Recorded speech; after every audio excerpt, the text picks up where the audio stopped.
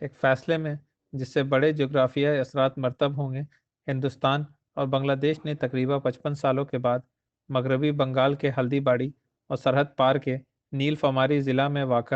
چہلاتی کے مابین سرحد پار ریلوے رابطے دوبارہ شروع کرنے کا فیصلہ کیا ہے۔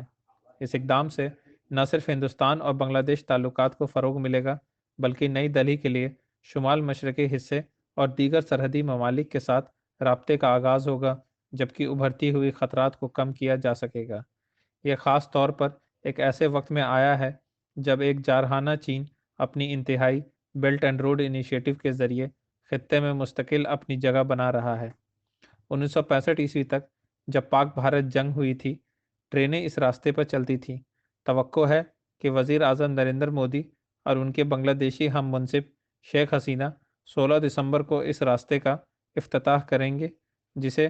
وجے دیوس کے طور پر منایا جاتا ہے اور ڈھاکہ کی پاکستانی افواج پر فتح کو یاد کیا جاتا ہے۔ توقع ہے کہ بنگلہ دیش کے یوم آزادی کے موقع پر یہ ریل سروس 26 مارچ سے دوبارہ شروع ہوگی۔